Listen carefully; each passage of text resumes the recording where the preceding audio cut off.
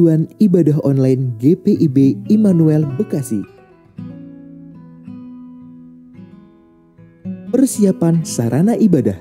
Sebelum ibadah dimulai, pastikan koneksi internet memadai. Lalu akses channel YouTube GPIB Immanuel Bekasi di G Immanuel TV. Persiapkan diri. Berdoalah sebelum ibadah dimulai. Lalu ikutilah rangkaian ibadah selayaknya kita mengikuti ibadah.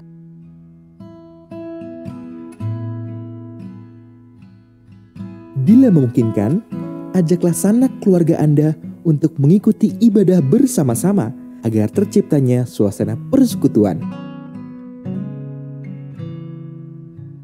Demikianlah panduan ibadah online GPIB Immanuel Bekasi. Selamat beribadah. Tuhan Yesus memberkati.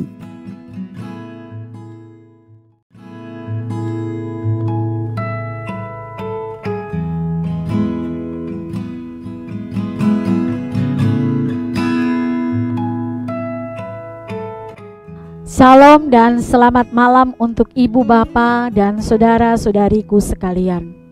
Hari ini mari mempersiapkan hati dan diri kita untuk menghadap hadirat Allah melalui ibadah pada malam hari ini.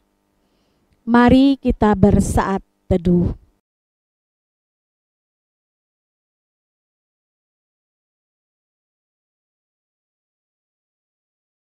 Jalan yang benar hanyalah di dalam Kristus. Dia menyediakan jalan bagi kita untuk sampai pada kehidupan yang penuh dengan berkat. Dialah yang patut kita sembah dan puji. Mari beribadah kepadanya dalam setiap kesempatan yang Tuhan berikan bagi kita.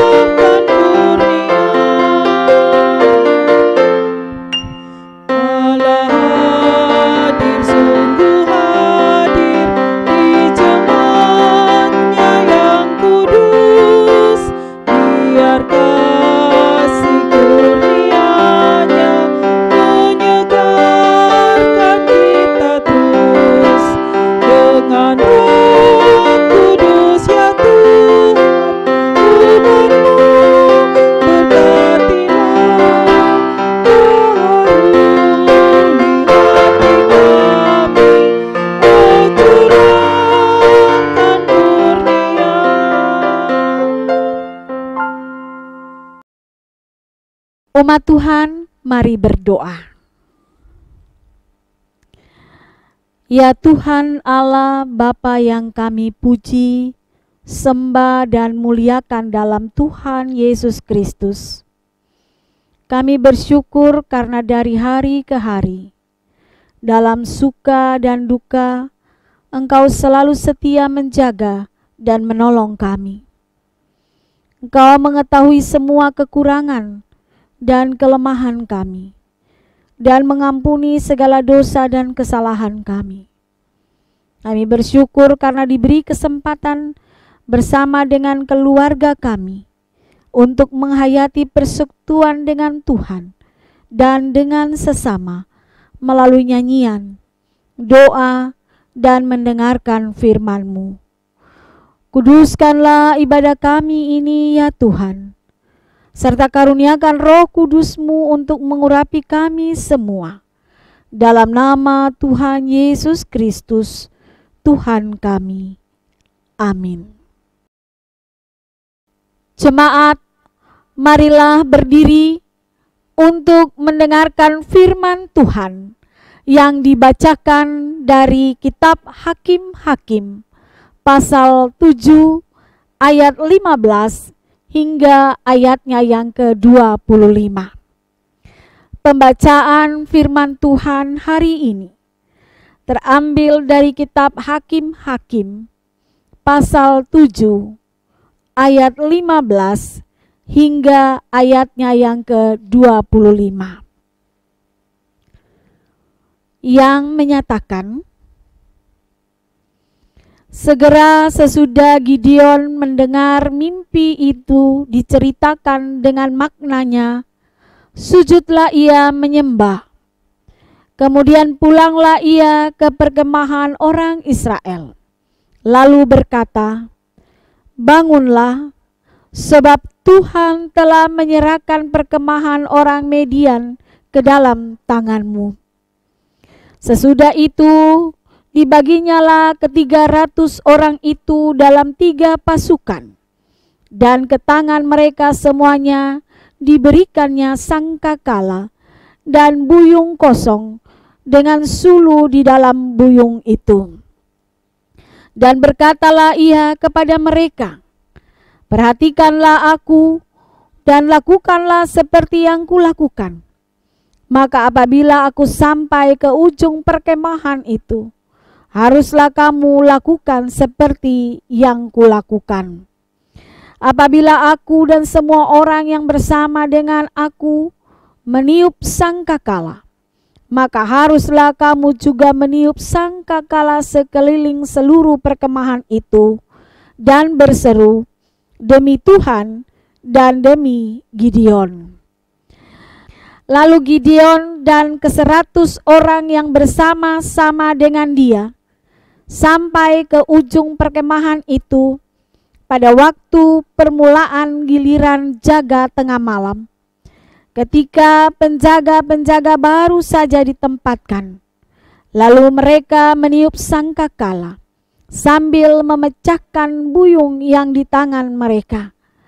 Demikianlah ketiga pasukan itu bersama-sama meniup sangkakala dan memecahkan buyung dengan memegang obor di tangan kirinya dan sangkakala di tangan kanannya untuk ditiup serta berseru, pedang demi Tuhan dan demi Gideon. Sementara itu tinggallah mereka berdiri masing-masing di tempatnya sekeliling perkemahan itu, tetapi seluruh tentara musuh menjadi kacau balau, berteriak-teriak dan melarikan diri. Sedang ke-300 orang itu meniup sangkakala, maka di perkemahan itu Tuhan membuat pedang yang seorang diarahkan kepada yang lain. Lalu larilah tentara itu sampai ke Bet-sita, ke arah Zerera, sampai ke pinggir Abel Mehola dekat Tabat. Kemudian dikerahkanlah orang-orang Israel dari suku Naftali dan dari suku Aser dan dari segenap suku Manase. Lalu mereka mengejar orang Median itu. Gideon menyuruh juga orang ke seluruh pegunungan Efraim dengan pesan, turunlah menghadapi orang Median dan dudukilah segala batang air sampai ke Bet-bara dan juga sungai Yordan. Maka semua orang Efraim dikerahkan, lalu mereka menduduki segala batang air sampai ke Bet-bara juga sungai Yordan. Mereka berhasil menawan 2 raja Median, yakni Oreb dan Sib. Oreb dibunuh di gunung batu Oreb, dan Sib dibunuh dalam tempat pemerasan anggur Sib. Mereka mengejar orang Median itu, lalu mereka membawa kepada Oreb dan kepala Sib kepada Gideon di seberang sungai Yordan. Demikianlah pembacaan Alkitab. Berbahagialah semua orang yang mendengar firman Tuhan dan melakukannya. Terpujilah Tuhan Yesus. Haleluya.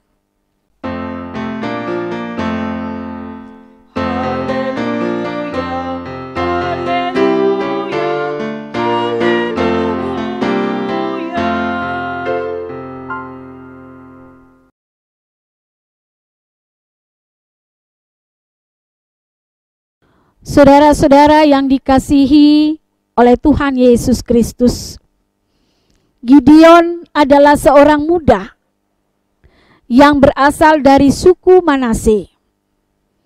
Ia dipilih oleh Allah untuk menjadi pemimpin yang membawa orang Israel keluar dari tangan kekuasaan orang Median. Bangsa Median adalah bangsa yang kuat, bangsa yang tangguh, dan orang Israel yang berada di bawah kekuasaannya tidak dapat keluar dari cengkraman kekuasaan mereka. Mulanya Gideon menolak panggilan Allah tersebut. Gideon menolak pemilihan Allah atas dirinya dengan alasan ketidakmampuan dirinya, ketidaksanggupan dirinya. Saudara, hal ini juga sering terjadi dalam kehidupan kita. Seringkali ketika Tuhan memanggil kita untuk menjadi alat baginya, Tuhan memanggil kita untuk melakukan misi-misinya di dalam dunia ini. Seringkali kita menolak dengan alasan ketidakmampuan diri kita. Kita membeberkan kelemahan-kelemahan sebagai alasan untuk menghindar dari panggilan tersebut. Padahal dan sesungguhnya di balik ketidakmampuan kita, ketika Allah memilih kita untuk menjadi alatnya, Ia tidak membiarkan kita bekerja sendiri. Sama seperti Gideon, ketika ia sempat menolak panggilan tersebut dengan alasan ketidakmampuannya, ketidaksanggupannya, justru Allah dengan kuasanya yang luar biasa memberikan pertolongan kepada Gideon. Kenyataan ini, saudara, memberi informasi kepada kita semua bahwa manusia sesungguhnya adalah makhluk yang terbatas dan memiliki kemampuan yang juga terbatas. Namun dalam keterbatasan dan ketidakmampuan tersebut, Allah tidak membiarkan manusia berjalan dan melakukan tugas pengutusannya sendiri saja. Tetapi tangan kasih-Nya senantiasa menolong mereka yang mau bekerja baginya, yang mau memberi diri untuk melaksanakan misi dan rencana Allah dalam dunia. Dan setiap orang yang telah menerima pertolongan kasih-Nya juga mengajarkan kepada kita untuk tidak menjadi sombong dan kemudian menjadi takabur. Sebab hal ini sering terjadi dalam kehidupan manusia atau dalam kehidupan kita. Ketika kita berhasil, ketika kita mampu melaksanakan suatu tugas dan panggilan pengutusan, atau ketika kita sanggup menyelesaikan sebuah perkara, kita seringkali melupakan Tuhan sebagai Allah yang telah menolong kita. Dan cenderung kita membanggakan diri kita sendiri. Kata-kata seperti kalau bukan saya, kalau tidak ada saya, kalau bukan karena saya, dan sebagainya, seringkali kita ucapkan tanpa bersyukur bahwa kalau saya bisa, itu bukan hebat dan kuat kita, tetapi semata-mata karena Tuhan. Saudara yang dikasihi oleh Tuhan Yesus Kristus, hal ini juga tergambar dalam kehidupan umat Israel.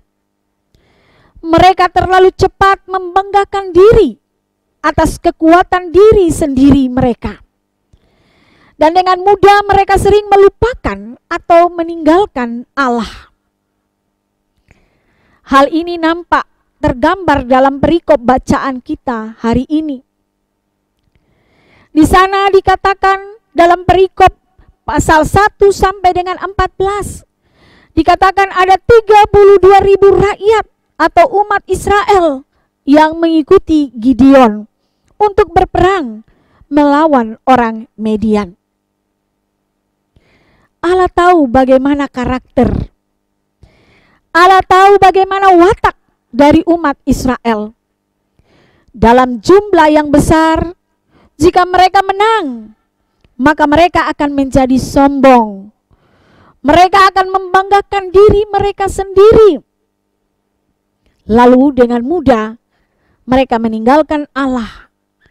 Mereka tidak setia kepada Allah yang telah setia dan menolong mereka dalam segala kesulitan hidup mereka. Untuk itu maka saudara, dari jumlah atau bilangan yang besar itu, kekuatan yang besar itu, Allah meminta Gideon untuk mengurangi jumlah tersebut. Mula-mula dari 32.000 orang menjadi 10.000 orang. Namun kemudian dikurangi lagi menjadi 300 orang. Lalu dibagi menjadi kumpulan kelompok 100 orang.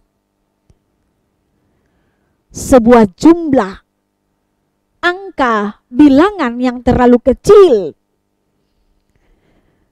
atau kekuatan yang terlalu lemah dan tak berdaya untuk menghadapi kekuatan orang Median. Namun dalam jumlah yang kecil dan lemah itu, terlihat dalam perikop kita bahwa Allah sendiri yang menjadi panglima dan yang akan melindungi umat Israel. Bahkan ia turut bersama dengan umat Israel untuk berperang. Allah lah yang mengatur strategi dalam perang untuk melawan Median. Dan Allah menyampaikan itu kepada Gideon. Sehingga hanya dengan tiupan sangkakala, ayat 20 hingga 21 katakan, orang Median dikalahkan. Itu berarti bukan karena hebat dan kuat umat Israel, tetapi karena tangan Allah bekerja di dalamnya. Saudara-saudara yang dikasihi oleh Tuhan Yesus Kristus, melalui firman Tuhan hari ini dapat kita lihat bahwa dalam kelemahan dan ketidakberdayaan kita, Allah memberi kekuatan, Allah memberi kemampuan untuk melakukan sesuatu yang besar dan luar biasa.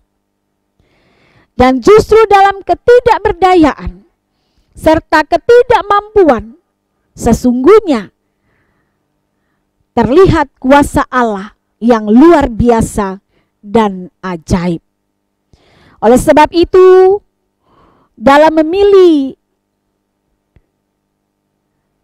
anak-anaknya, umatnya, atau hamba-hambanya untuk melakukan tugas pengutusannya, Allah tidak menilai dari kemampuan lahiriah dan kehebatan seseorang saja. Tetapi Allah melihat juga kerendahan hati, ketulusan hati untuk menyambut panggilannya dalam ketulusan, di dalam melaksanakan panggilan tersebut dalam takut, taat, dan setia kepada Allah.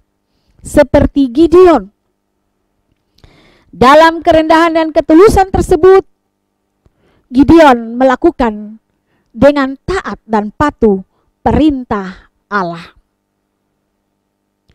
Saudara, kita pun dipanggil untuk hidup dalam kerendahan hati dan ketulusan sebagai umat Allah. Sehingga hidup kita memperlihatkan karya-karya dan kuasa-kuasa Allah yang luar biasa kepada lingkungan di sekitar kita, kepada keluarga, bahkan dalam persekutuan kita. Dan di dalamnya kita belajar bersyukur atas kasih dan kuasa Allah. Kita pasti bisa jika kita berjalan mengandalkan kuasa Allah di dalam hidup ini. Amin.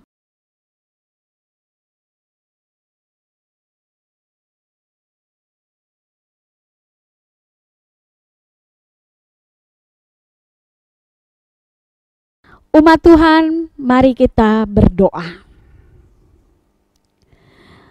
Allah Bapa yang bertakhta dalam kerajaan sorga, sembah dan syukur kami naikkan ke hadapan hadirat-Mu oleh karena limpah rahmat dan perlindungan-Mu di setiap helaan nafas kami, sehingga dalam dekapan-Mu kami tetap aman dan selamat sampai hari ini. Terima kasih untuk semua berkat bagi kami. Kami bersyukur juga ya Bapa atas firman-Mu yang telah kami renungi hari ini. Roh Kudus kiranya memampukan kami untuk dapat melakukan firman-Mu dalam hidup kami. Seringkali kami takut di dalam menjalani hari-hari kehidupan kami, ya Bapa. Tetapi kebenaran firman-Mu mengajarkan kepada kami bahwa ketika Engkau mengutus kami, menghadirkan kami di tengah-tengah dunia ini, kami tidak berjalan sendirian. Tapi kami berjalan bersama dengan kuasa-Mu Tuhan. Maka biarlah firman Tuhan ini memberi kekuatan dan pengharapan bagi kami, sehingga kami pun dimampukan dan dikuatkan untuk menaruh pengharapan kepada kuasa-Mu ketika kami menjalani kehidupan kami di tengah-tengah situasi yang mencekam saat ini. Sehingga kami tetap setia dan taat kepadamu. Ya Bapa, berkatilah umat-Mu jemaat GPIB Immanuel Bekasi. Mulai dari anak-anak hingga para orang tua kami. Berilah perlindungan dan anugerah-Mu, kesehatan yang baik kiranya dikaruniakan kepada mereka. Ketika umat-Mu berjalan melakukan aktivitas dan tanggung jawab kerja, lindungilah dan jagailah umat-Mu. Lalu Tuhan limpahkanlah hikmat dan berkat-Mu, sehingga umat-Mu dapat mengelola dengan bijak dan dapat mencukupi kebutuhan hidup mereka dari berkat-berkat yang mereka terima daripada-Mu. Bapa di sorga, kami berdoa bagi umat Tuhan dalam mengembangkan usaha dan bisnis yang mereka lakukan saat ini. Karuniakanlah kepada umat-Mu semangat, daya juang yang tinggi dalam berusaha dan menjalankan usahanya. Lalu rahmatilah usaha yang umat-Mu lakukan, yang mereka lakukan dalam pengharapan yang mereka taruh kepada kuasa-Mu, sehingga usaha dan bisnis umat-Mu dapat berjalan dan membuat mereka sejahtera dalam hidup. Kami berdoa bagi para presbiter jemaat GPIB Immanuel Bekasi. Karuniakanlah kami semua hati yang taat dan setia, seperti Gideon. Sehingga dalam kondisi ini, dalam suasana yang tak menentu ini, kami tetap melakukan panggilan dan pengutusan yang Tuhan percayakan kepada kami, yaitu menuntun, meneguhkan, dan menghibur umat-Mu, sehingga umat Tuhan dapat bertumbuh dalam iman yang terarah kepada kebenaran firman-Mu. Dan mereka juga boleh aman karena gembala-gembalanya memiliki dedikasi dan tanggung jawab dalam panggilan dan pengutusan mereka. Tuhan memberkati jemaat Tuhan yang sakit. Kami tidak dapat menyebutkan satu persatu. Lawatlah mereka ya Tuhan. Jamalah bagian tubuh mereka yang terasa sakit. Kuatkanlah iman dan pengharapan mereka kepadamu di tengah-tengah kelemahan iman mereka. Supaya di tengah-tengah kelemahan yang mereka miliki, mereka boleh melihat kekuatan tangan kasih dan kuasa Allah bekerja melalui para dokter, obat-obatan, dan bahkan istirahat makanan dan minuman menjadi alat yang membawa kesembuhan dan kepulihan bagi umat-Mu. Di tengah-tengah pengharapan yang mereka taruh kepada Engkau selaku tabib, kuatkanlah mereka supaya mereka tetap bersemangat dan memiliki ketenangan hati dan jiwa, sehingga umat-Mu boleh mendapatkan kekuatan dan kepulihan dari-Mu ya Allah. Terima kasih ya Bapa. Kami berdoa bagi bangsa dan negara kami Indonesia. Tuhan memberkati pemimpin negeri kami, mulai dari Bapak Presiden sampai kepada pemimpin yang ada di sekitar kami, yaitu RT dan RW. Tuhan memberkati agar bersama dengan pemimpin kami dan seluruh aparat-aparat negara, kami bersama boleh memberantas pandemi COVID-19 ini dengan menerapkan hidup sehat. Kami pun boleh dengan taat dan patuh menjalankan ketentuan-ketentuan dalam protokol kesehatan, sehingga bersama dengan Tuhan dan bersama-sama sebagai satu bangsa Indonesia, kami dapat memberantas pandemik ini Tuhan. Kami percaya Tuhan, Engkau Allah kami yang kuasanya tidak dapat ditandingi oleh kekuatan manapun. Maka biarlah Engkau boleh memampukan kami, terang hikmat-Mu menerangi kami semua, sehingga kami boleh hidup berhikmat dan bijaksana, sehingga negara kami boleh dipulihkan dan kembali aman dan tentram. Terima kasih ya Bapa. Pelayanan-pelayanan yang kami masuki, Tuhan memberkati di minggu ini. Biarlah Allah menyertai dan memberkati seluruh ibadah hari Minggu dan ibadah keluarga, dan juga ibadah pelayanan anak. Biarlah ibadah-ibadah itu boleh mendatangkan berkat dan sukacita, penghiburan dan kekuatan bagi umat-Mu. Terima kasih ya Bapa di sorga. Inilah doa dan sembahyang kami, yang kami naikkan dan alaskan hanya di dalam nama Yesus Kristus, yang adalah Tuhan dan Juru Selamat hidup kami, dan yang sudah mengajar kami berdoa.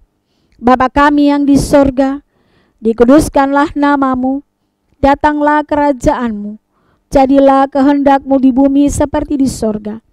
Berikanlah kami pada hari ini makanan kami yang secukupnya, dan ampunilah kami akan kesalahan kami, seperti kami juga mengampuni orang yang bersalah kepada kami. Dan janganlah membawa kami ke dalam pencobaan, tapi lepaskanlah kami daripada yang jahat.